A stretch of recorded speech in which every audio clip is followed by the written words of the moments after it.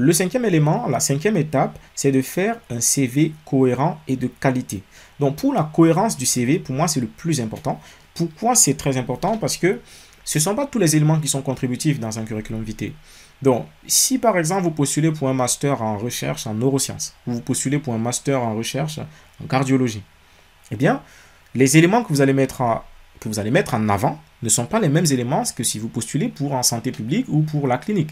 Donc, pour être très concret, si vous postulez pour un master en recherche, l'idéal c'est de mettre, vous avez déjà bossé, c'est de détailler un cursus de recherche que vous avez déjà fait. Même si c'est un atelier de recherche, il faudra détailler, dire exactement ce que vous avez fait, les objectifs, comment est-ce que vous avez bénéficié de cet atelier et bien évidemment, comment est-ce que vous avez peut-être, ça vous a aidé par la suite.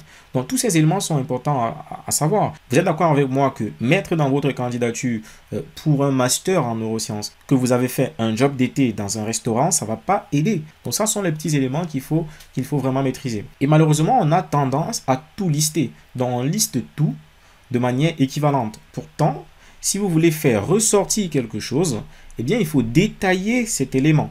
Donc, si vous avez fait, par exemple, un stage de recherche et un stage de clinique et que vous postulez pour un master recherche, faites ressortir plutôt le stage en recherche. Donc, vous détaillez avec qui vous avez fait le stage, le sujet, s'il y a une publication, les objectifs, ce que vous avez gagné, ainsi de suite. C'est ce qui va permettre en tout cas aux recruteurs de voir, d'attester des qualités en recherche, de recherche que vous avez et qu'ils recherchent chez ces candidats. Ils ne recherchent pas les qualités cliniques. Et c'est l'inverse si vous voulez faire un stage en clinique, si vous voulez faire un stage en pédiatrie, je ne sais pas en France, au Maroc ou aux États-Unis.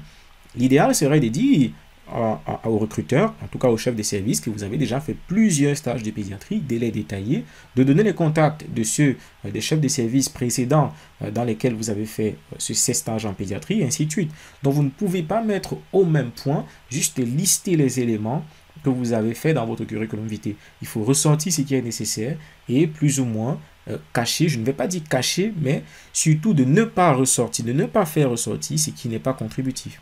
Donc ça, ce sont les petits éléments qu'il faut faire sur un CV pour que ce soit cohérent. Et la cohérence dépend aussi de ce que vous avez fait dans votre cursus. Donc si vous voulez faire cardiologie dès la 4e année, le plus important c'est de faire beaucoup de formation en cardiologie. Donc si vous avez par exemple fait en cancérologie, en recherche, en neurosciences, en néphrologie, ainsi de suite, c'est un peu un CV dispersé. Vous voyez ce que je veux dire? C'est forcément un peu dispersé par rapport à celui, par exemple, qui, depuis la 4e année, il a fait tous les congrès de cardiologie, il a fait tous les ateliers dans son pays de recherche et des cliniques en cardiologie, il a publié des articles, des publications scientifiques en cardiologie, ainsi de suite. Lui, il a un CV plus cohérent et ça traduit, ça montre en tout cas au recruteur qu'il est plus intéressé par la cardiologie que quelqu'un qui a fait un peu de tout.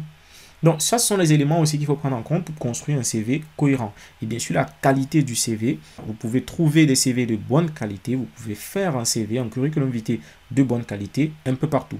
Et ce CV dont je parle, ce curriculum vitae, il est très important pour le reclassement en France, par exemple. Je vais en parler lorsqu'on va parler des spécificités pour la France. Mais si vous voulez être reclassé en médecine en France, l'un des éléments que vous allez donner, l'un des éléments que vous allez laisser à l'appréciation du jury, c'est votre curriculum vitae. Donc ça, c'est les éléments qu'il faut vraiment, sur lesquels il faut vraiment travailler et prendre son temps, prendre du temps pour travailler dessus, voire, comme je disais au départ, prendre des années à l'avance.